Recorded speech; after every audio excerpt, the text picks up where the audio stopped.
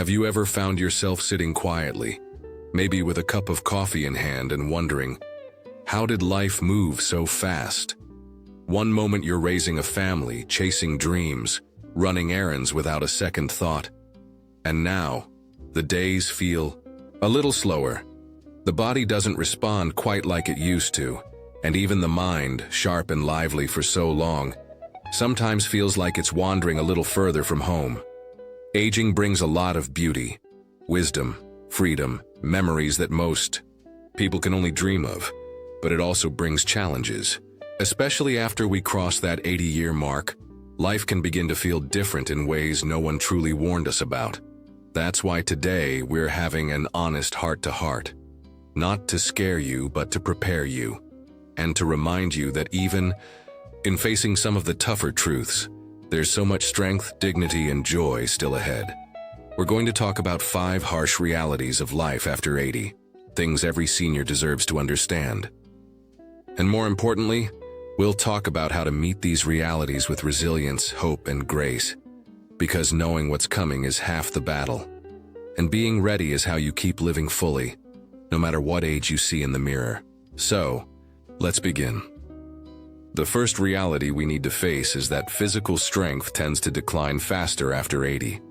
You might notice that the walk to the store feels longer, that lifting groceries is a little more demanding, that getting up from a chair takes more effort than it once did.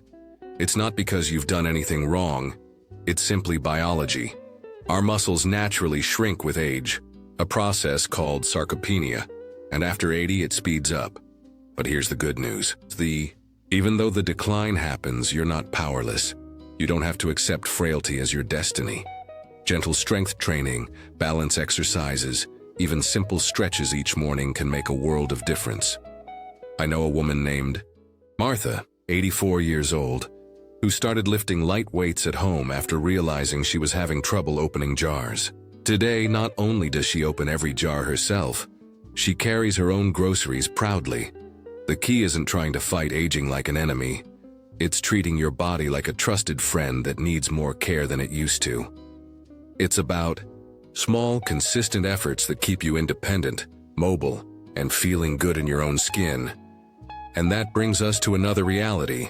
Social circles often shrink after 80. Friends move away, family members get busier. Some beloved faces sadly pass on. Loneliness can creep in without warning. One day you wake up and realize the phone isn't ringing as much. Invitations aren't as frequent. The silence can feel heavier than the loudest crowd ever did. But loneliness doesn't have to win. It's true that the landscape of your relationships changes, but there are still so many ways to stay connected. Volunteering, joining a local group, picking up a new hobby. Even a weekly call with an old friend can nourish the heart more than you might think. It takes courage to reach out when you feel alone, but it's one of the bravest and healthiest things you can do for yourself. Once met a gentleman named Robert who, after losing his wife, realized he hadn't had a long conversation with anyone in weeks. He decided to sign up for a local painting class even though he had never held a paintbrush in his life. Not only did he discover a hidden talent, he built a new circle of friends who cheered him on at every class. It wasn't easy walking into that room the first time, but it changed his life. Now that we've talked about physical strength and social circles, let's move a little deeper into something else many people don't talk about enough after 80. Sometimes what sneaks up on us isn't something you can see in the mirror or feel in your muscles. It's what happens inside, when life starts to feel smaller. After 80, there's a real shift where the world that once felt wide and endless can begin to shrink. Maybe you stop traveling as much, maybe you give up driving, maybe health issues mean more days spent at home. Bit by bit, the walls can seem closer and the days blend into each other. It's easy to feel like life is narrowing down, like there's less to look forward to. But here's the thing, a smaller world doesn't have to mean a smaller life. Joy isn't about miles traveled, it's about moments lived. A walk through your garden, the smell of fresh coffee in the morning, a video call with your grandchildren, a new book waiting by your chair. These little sparks still have the power to light up your days if you let them. It's about shifting the way you see your world.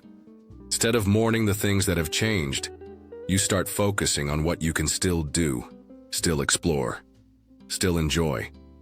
A friend of mine, Clara, used to love hiking mountain trails.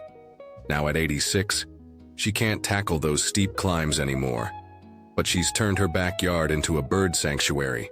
Every morning she sits with a cup of tea, watches the birds, and keeps a journal of every new visitor. She told me once, smiling, "I realized adventure doesn't always mean going far. Sometimes it's just paying closer attention right where you are." That leads us into another truth many seniors quietly face. Health complications become more common after 80, and recovery often takes longer. A simple cold can turn into pneumonia. A small trip can mean a sprained ankle that lingers for weeks. Medical appointments might start feeling like part of your regular routine. It's frustrating, it's tiring, and sometimes it's downright scary. But the most powerful thing you can do is stay proactive. Keep your regular checkups. Keep asking questions. Keep speaking up when something doesn't feel right. And above all, don't give up on your own agency. You are not just a passive patient. You are the leader of your own health team. I know a man, George, who at 85 developed a heart condition. The doctors were good, but George stayed involved every step of the way.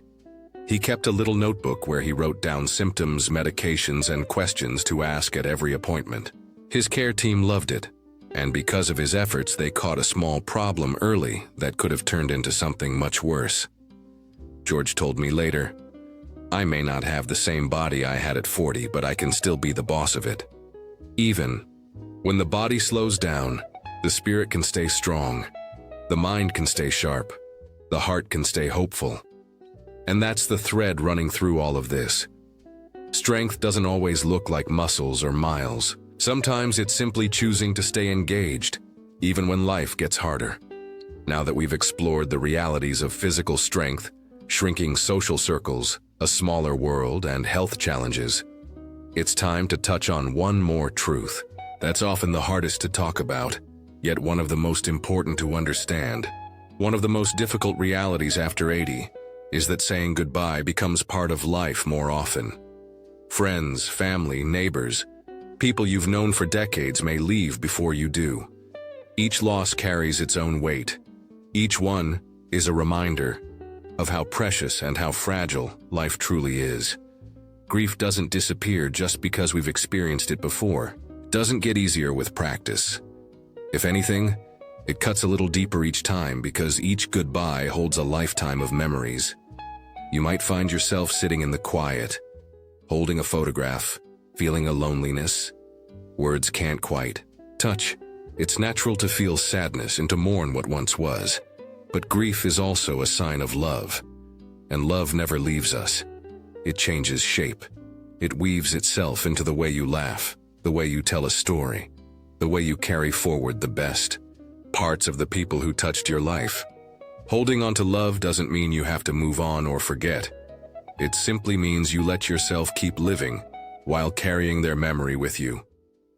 I remember talking to Helen, a widow in her late 80s. She lost her husband of 60 years and said the house felt hollow without his voice. So she started setting an extra place at the table each night, not because she expected him to walk through the door, but because it reminded her that his love was still present in her daily life. She told me, "The ache never goes away, but neither does the gratitude that we had each other." There's a quiet courage in continuing to open your heart after loss, in continuing to show up for life even when part of you feels like it's missing. It's not weakness to grieve. It's not weakness to feel the absence of someone you loved. If anything, it's proof that you lived deeply and loved deeply. Now, alongside the emotional hurdles, another reality after 80 is that society sometimes starts treating you differently. People might talk to you more slowly, assume you can't keep up, overlook you in conversations. You may notice fewer invitations, less patience from strangers, even an invisible wall that feels like you're somehow less important than you used to be. But listen closely. You are not invisible. You are not irrelevant. And you have more wisdom, more experience, more resilience than most people could ever dream of. It's okay to remind people gently but firmly that you are still here.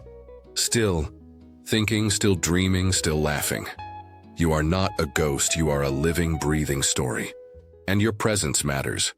When my friend Samuel, who's 87, noticed that younger people sometimes overlooked him in conversations, he started doing something simple but powerful. Whenever he was ignored, he would lean forward, smile warmly, and share a story or a piece of advice from his life, not in a way that demanded attention, but in a way that offered value. Before long, people were leaning toward him, listening more closely, grateful for his insight. Sometimes you have to take up your space in the world a little more boldly. You have every right to. Now that we've talked about facing grief and staying visible in a world that sometimes looks past you, let's move forward into one more vital part of this journey. After 80, one of the most important things you can do is to redefine what purpose looks like in your life. Purpose is something we often tie to jobs, family responsibilities, raising children, building a career. But when those roles shift or fall away, it's easy to feel adrift. You might find yourself waking up some mornings asking, "What am I supposed to do today?" Or even, "Does anyone really need me anymore?" Let me tell you something you must never forget. Your life, your voice, your wisdom are still needed. Purpose doesn't retire. It evolves. Purpose after 80 might look like mentoring a young person, even if it's just sharing a few words of encouragement. It might look like tending a garden, creating something beautiful with your hands, or simply showing kindness to a neighbor who feels lost themselves. Purpose doesn't have to be big and loud. Sometimes it's quiet and steady, a flame that burns within you and lights the way for others. I knew a man named Walter who, at 90 years old, volunteered once a week at a local elementary school. He didn't teach classes or lead projects. He simply sat with children who needed help reading. Page by page, word by word, he helped those little voices find confidence. And in doing so, he found a new layer of meaning in his own days. He once told me, "I may be old, but my heart still knows how to make a difference." Sometimes your purpose is simply to embody patience, resilience, compassion, qualities that the world desperately needs more of. Every smile you share, every story you tell, every gesture of care ripples out farther than you can imagine. Now, finding this new sense of purpose also means accepting that life won't look the same. And that acceptance is one of the greatest strengths you can build. Fighting the changes only leads to frustration and sadness. But meeting them with open hands, that's where peace lives. Acceptance doesn't mean giving up. It doesn't mean you're saying, "This is all there is." It means you are brave enough to embrace life exactly as it is right now, and still find beauty in it. There's a deep kind of wisdom that only comes when you stop wishing for yesterday and start blessing today. It's seeing the lines on your hands and your face not as signs of loss, but as the living proof of a life well lived. It's waking up in the morning and being grateful that you did wake up, that you have another chance to love, to laugh, to notice the tiny miracles happening all around you. I remember a woman named Estelle who, after a bad fall, had to give up living on her own. It broke her heart at first. She didn't want to leave the home she had built over decades, but in time, she found joy in smaller things, helping organize book clubs at her new senior community, baking cookies for the staff, making friends she never would have met otherwise. She didn't lose her spirit. She simply chose to plant it somewhere new. It's that choice, to keep showing up, to keep choosing hope, to keep making new memories, that turns these harsh realities into something softer, something livable, even beautiful. And perhaps the most beautiful part of embracing these truths is realizing that even in the face of loss, change, and uncertainty, joy is still possible. Real, deep, heart-filling joy. It's not the same joy you felt at 20, racing through the world with endless energy. It's a quieter joy now, a richer kind. It's in the slow mornings when you don't have to rush. It's in the stories you share with people who truly listen. It's in the simple feeling of sunlight warming your skin on a cool day. Joy isn't gone after 80. It's simply hiding in different places, waiting for you to notice. The world may expect less from you. Society may overlook you. Even your own body might demand more patience than ever before. But none of that takes away your right to live, to feel, to hope, to dream. You are still allowed to plan new adventures, even if they're smaller ones. You are still allowed to fall in love with life again, even if it's just falling in love with a new hobby, a new friend, a new morning routine. You are still allowed to set new goals, even if the goals are as simple as walking a little farther this week or calling someone you've missed. Every day you wake up is another day you get to choose, to show up, to grow, to find light even on the heavier days. Every breath you take is a reminder that you are still part of the great, messy, beautiful dance of life. And in truth, after 80, you have something that younger people are still chasing: perspective. You've seen storms come and go. You know what matters and what doesn't. You know that most worries pass, that kindness matters more than winning, that laughter really can heal a tired heart. You are a treasure chest filled with lessons the world needs more than ever. Don't lock it away. Don't let anyone or anything convince you that your best days are only behind you. The best days might look different now, quieter, softer, closer to home, but they can still be filled with meaning. They can still be filled with connection. They can still be filled with pride. Pride in who you've become, in what you've survived, and what you still have to give. So today, I invite you to hold your head high, to look at the road you've traveled and say, I made it through every hard day so far, and I'm still standing. To believe deeply and stubbornly that there's still so much good ahead, because there is. Small changes can make a big difference in how you experience these later years. A daily walk, a new friend, a handwritten letter, a hobby that makes your hands and your heart busy again. Tiny acts of living that stitch together into a life that's still vibrant, still yours.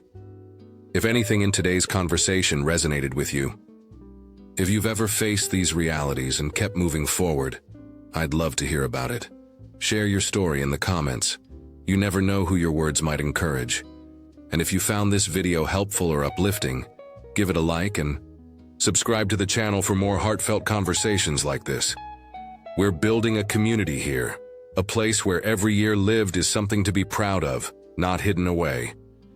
Here's to living your best life at every age, especially now.